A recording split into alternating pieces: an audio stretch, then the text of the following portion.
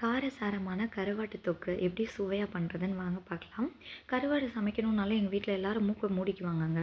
ஆனால் அதை பற்றி நான் கொஞ்சம் கூட கவலைப்பட்டுக்கவே மாட்டேன். ஏன்னா எனக்கு ரொம்ப பிடிக்கும் கருவாடுனா. வாங்க எப்படி செய்கிறதுன்னு பார்த்துடலாம். 3 பெரிய வெங்காயம், 3 தக்காளி, 3 பச்சை மிளகாய் நறுக்கி எடுத்துக்கோங்க. 3 கொத்து கருவேப்பிலை, 1 டேபிள் ஸ்பூன் உப்பு, 2 டேபிள் ஸ்பூன் தனி மிளகாய் தூள், 2 டேபிள் ஸ்பூன் தனியாத்தூள் எடுத்துக்கலாம். உங்களுக்கு என்ன கருவாடு பிடிக்குதோ நீங்கள் அதை எடுத்துக்கலாம். இன்றைக்கி நான் நெத்திலி மீன் கருவாடு எடுத்திருக்கேன். நெத்திலி மீன் கருவாடுனா அதோட தலையை மட்டும் கிள்ளி தனியாக எடுத்துக்கோங்க. இப்போ ஃபஸ்ட்டு கருவாடை எப்படி சுத்தம் பண்ணுறதுன்னு வாங்க சொல்லித்தரேன். வெது வெதுப்பான தண்ணியில் கருவாடு துண்டுகளை உள்ளே போட்டு நல்லா கழுவி எடுத்துக்கணுங்க. ஏன்னா கருவாடு அப்படின்னாலே தூசி நிறையா இருக்கும். இது போல் நல்லா பிசைஞ்சு விட்டு கழுவிக்கோங்க. கழுவினதுக்கப்புறம் பாருங்களேன் அந்த தண்ணி எவ்வளோ மங்கலாக இருக்குன்னு. இது போல் கருவாடை நல்லா கழுவி தனியாக எடுத்து வச்சுக்கோங்க. இப்போ வாங்க கருவாடை பொரிச்சிடலாம். அடுப்பில் ஒரு பாத்திரம் வச்சு 50 மில்லி எண்ணெய் சேர்த்துக்கோங்க. எண்ணெய் நல்லா காஞ்சதுக்கப்புறமா கழுவி வச்சுருக்க அந்த கருவாடு துண்டுகளை உள்ளே சேர்த்துக்கலாம். கரண்டி வச்சு 2 சைடும் நல்லா திருப்பி விட்டுக்கோங்க. அடுப்பை மிதமான சூட்டில் வச்சுக்கோங்க. கருவாடை நல்லா டீப் ஃப்ரையாக நல்லா ஃப்ரை பண்ணி எடுத்துக்கோங்க. இது போல் தனியாக எடுத்து வச்சுக்கோங்க. இப்போது இதே எண்ணெயிலேயே நம்ம தொக்கு பண்ணிடலாம். எண்ணெய் நல்லா காஞ்சதுக்கப்புறமா நறுக்கி வச்சுருக்க பச்சை மிளகாய், பெரிய வெங்காயத்தை உள்ளே சேர்த்துக்கலாம். வெங்காயத்தை 5 நிமிஷம் போல் நல்லா வதக்கி எடுத்துக்கோங்க.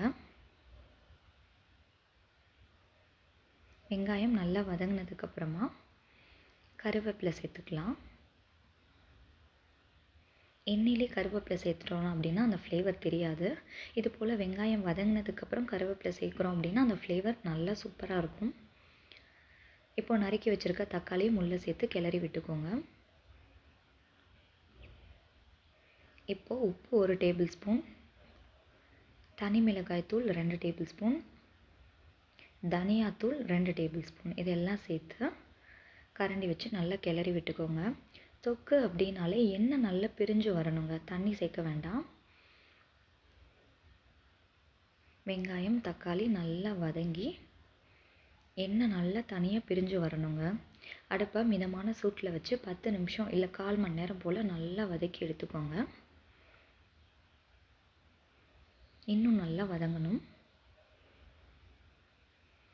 இது போல் நல்லா வதங்கியிருக்கணும். இதில் பொரிச்சு வச்சுருக்க கருவாடு துண்டுகளை உள்ளே சேர்த்துக்கலாம்.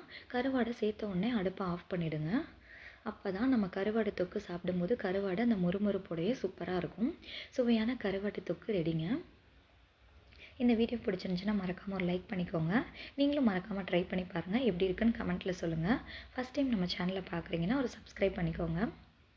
சூடான சாதத்தில் அந்த கருவாடு தொக்கு போட்டு சாப்பிட்டா அல்வா மாதிரி உள்ளே போகுங்க. கஞ்சி சாதத்துக்கு கூட இந்த கருவாடு தொக்கு ரொம்பவே நல்லாயிருக்கும். தேங்க்யூ ஃபார் வாட்சிங்.